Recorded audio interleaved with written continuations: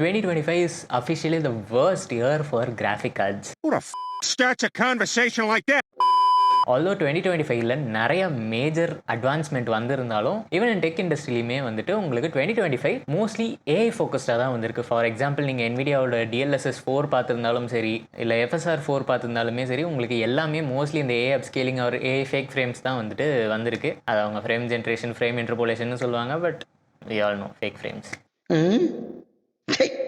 சரி, அதெல்லாம் விட்டுருவோம். எந்த கிராஃபிக் கார்டு வாங்குறது அப்படின்ட்டு உங்களில் நிறைய பேருக்கு கன்ஃபியூஷன் இருக்கும். நீங்கள் மேபி ஒரு எடிட்டராக இருக்கலாம், இல்லை ஒரு கேமராக இருக்கலாம், அப்படி இல்லை ஒரு ப்ரொடக்ஷனில் நீங்கள் ஒர்க் பண்ணலாம், ஏஐ மாடல்ஸ் நீங்கள் ட்ரெயின் பண்ணலாம். ஸோ அந்த ஒவ்வொரு ஸ்பெசிஃபிக் யூஸ் கேஸுக்கும் என்ன மாதிரி வாங்கலாம் அப்படின்றது தான் இந்த வீடியோவில் பார்க்க போகிறோம். அண்ட் அது மட்டும் இல்லாமல் நீங்கள் கிராஃபிக் கார்டை சூஸ் பண்ண போகிறப்போ அந்த கடைக்காரங்கிட்ட போய் கேட்டிங்கன்னா அவங்க ஆப்வியஸாக இந்த இது இருக்குது ப்ரோ, இந்த கிராஃபிக் கார்டில் இதெல்லாம் இருக்குது ப்ரோ, அந்த கிராஃபிக் கார்டு அதெல்லாம் இருக்குது ப்ரோ, இதுதான் bro best of the best அப்படின்ட்டு சொல்லுவாங்க.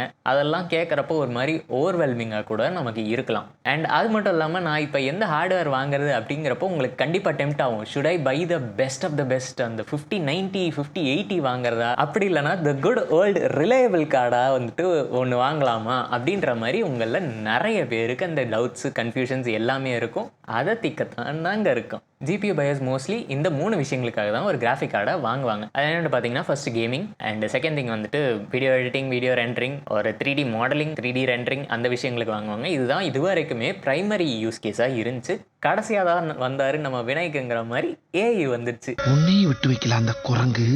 As for gaming, rendering, modelling, இந்த விஷயங்களுக்கு எல்லாத்துக்குமே நீங்கள் இந்த 2 கண்டிஷன்ஸை பார்த்தே ஆகணும். ஏன்னு பார்த்தீங்கன்னா, உங்களோட கோல்ஸ் அண்ட் உங்களோட ஜிபியூ ஸ்பெக்ஸ். மோஸ்ட் பீப்புள் என்ன ஒரு தப்பு பண்ணுவாங்கன்னா, அவங்களோட ஜிபியூ ஸ்பெக்ஸை பார்த்துட்டு அதுக்கப்புறம் அதை அவங்க கோலுக்கு அலைன் பண்ணுவாங்க. அது might work sometimes, but for the most case நீங்கள் ஃபஸ்ட்டு உங்களோட கோல் என்ன அப்படின்ட்டு ஒரு ஃபிக்ஸ்டாக வச்சுக்கோங்க. ஃபார் எக்ஸாம்பிளுக்கு இப்போ ஒரு கேம் விளையாட போகிறீங்கன்னா அதில் என்ன ரெசல்யூஷனில் நீங்கள் விளையாட போகிறீங்க, அண்ட் உங்களோட டிசைர்டு FPS என்னது, அண்ட் உங்களுக்கு என்ன குவாலிட்டியில் வேணும். ஃபார் எக்ஸாம்பிளுக்கு சொல்லணுன்னா, நான் வந்துட்டு ஒரு 1080pயில் ஒரு 60 to 90 FPSல ஒரு ஹை இல்லை மீடியம் டு ஹை செட்டிங்ஸில் Forza Horizon 5 விளையாடணும் ப்ரோ அப்படின்னீங்கன்னா அந்த 3 விஷயங்களை நீங்கள் டிசைட் பண்ணிட்டீங்கனாலே உங்களோட ஜிபி செலெக்ஷன் ப்ராசஸ் பாதிக்கு மேலே முடிஞ்சிருச்சு. சரி, அதுக்கடுத்து ஜிபி ஸ்பெக்ஸ்னு சொன்னீங்களே ப்ரோ, அது என்னது அப்படின்ட்டு கேட்டிங்கன்னா, இப்போ எப்படி ஒரு வீடியோ ரெசல்யூஷனை வந்துட்டு ஒரு 1080p ஃபுல் HD இல்லை 4K அப்படின்ட்டு மெஷர் பண்ணுறோமோ, ஒரு ஜிபிஓவும் அதே மாதிரி மெஷர் பண்ணுவோம். அந்த மெஷர்மெண்ட்ஸ் எல்லாமே வந்துட்டு என்னன்னு சொல்லுவாங்கன்னா பெஞ்ச்மார்க்ஸ் அப்படின்ட்டு சொல்லுவாங்க.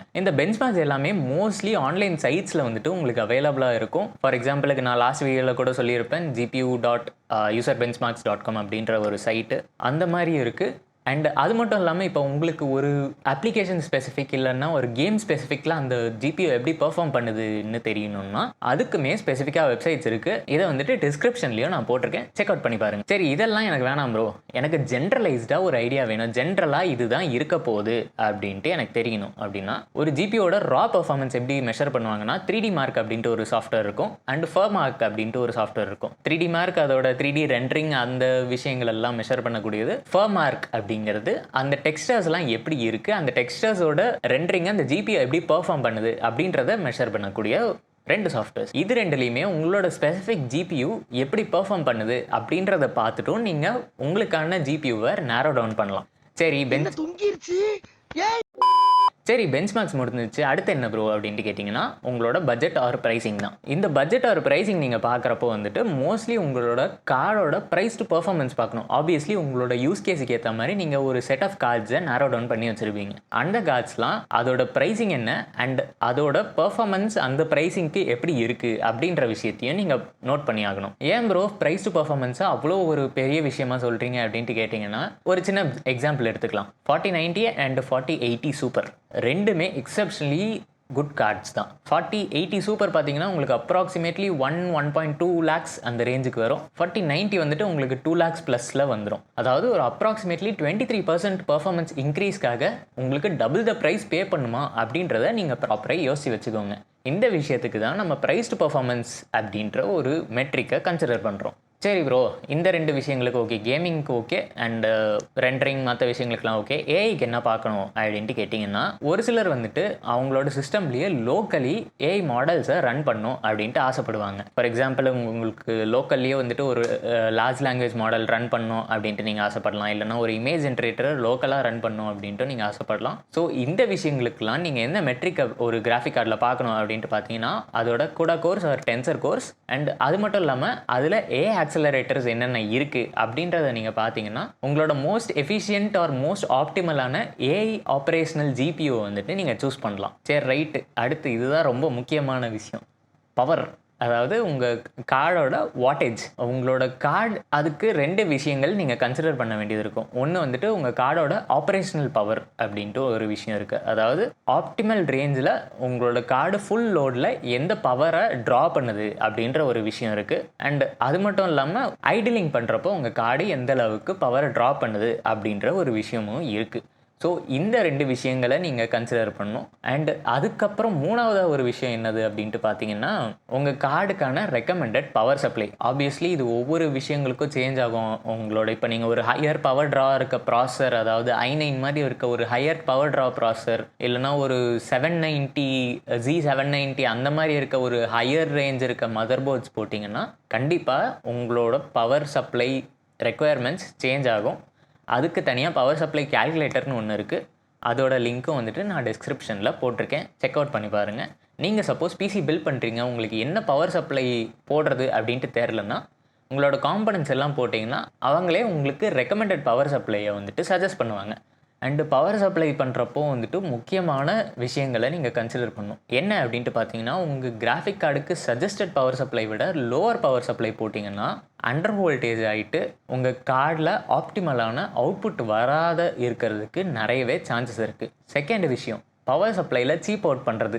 ஓகே, எனக்கு இந்த பவர் சப்ளை விட இந்த பவர் சப்ளையில் ஒரு ஃபியூ தௌசண்ட் ருபீஸ் எனக்கு சேவ் பண்ண முடியுது அப்படின்ட்டு நீங்கள் சீப்பர் பவர் சப்ளையை ஆப்டின் பண்ணிங்கன்னா கண்டிப்பாக உங்களோட ஹார்ட்வேர் டேமேஜ் ஆகிறதுக்கு நிறையவே சான்சஸ் இருக்குது. இல்லை உங்கள் பவர் சப்ளை புகையிறதுக்கும் சான்சஸ் இருக்குது. ஸோ அதுக்கு தான் என்னென்னா உங்களோட பவர் சப்ளை ரேட்டிங்கை பார்த்து சூஸ் பண்ணும். இந்த விஷயத்தை பற்றியும் உங்களோட பிசி பில்டிங் காம்பனன்ட்ஸான கம்ப்ளீட் காம்பனன்ட் செலெக்ஷன் பற்றியும் வந்துட்டு நான் ஒரு வீடியோ போட்டிருக்கேன்.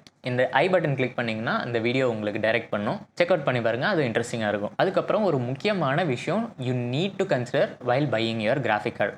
ஆப்வியஸ்லி எல்லாருக்குமே ஹையர் பவர் கிராஃபிக் கார்டு ரொம்ப பிடிக்கும் தான். யாராக இருந்தாலும் ஒரு 5090 அவங்க கையில் கொடுக்குறப்ப 5070 வந்துட்டு தூக்கி போட தான் போகிறாங்க. அது 50 சீரீஸே தூக்கி தான் போட போகிறாங்க. அது ஒரு மட்டமான சீரீஸு.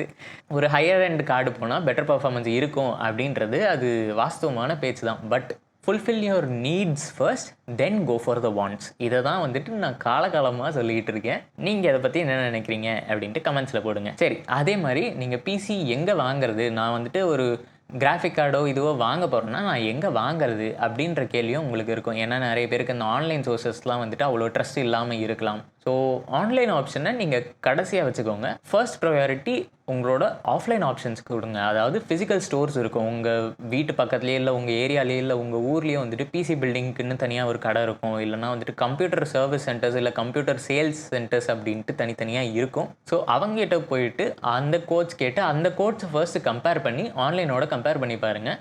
ஆன்லைன்லேயும் உங்களுக்கு ரொம்பவே ரெப்யூட்டடான ட்ரஸ்டபுளான சோர்ஸஸாக இருந்துச்சுன்னா மட்டும் அவங்கக்கிட்ட போயிட்டு பர்ச்சேஸ் பண்ணுங்கள். அதே மாதிரி நீங்கள் வாங்குறதுக்கு முன்னாடி நான் இந்த வீடியோவில் சொன்ன எல்லா விஷயங்கள், price to performance and availability and ரொம்ப முக்கியமாக ஆல்டர்னேட்டிவ்ஸ்.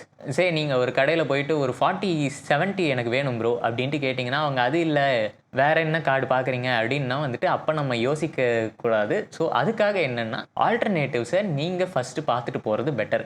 ஏன்னா அவங்க சஜஸ்ட் பண்ணுற கார்டு உங்களோட அப்ளிகேஷனுக்கு ப்ராப்பரான கார்டாக இல்லாமல் கூட இருக்கலாம். ஃபார் த பெஸ்ட் உங்களோட நீட்ஸுக்கு ஏற்ற மாதிரி ஒரு 2 to 3 ஆல்டர்னேட்டிவ் கார்ட்ஸை பார்த்து வச்சுக்கிட்டிங்கன்னா பெட்டராக இருக்கும். So happy PC building and I hope this video was informative. அடுத்த வீடியோவில் பார்ப்போம். என்ன பாய்.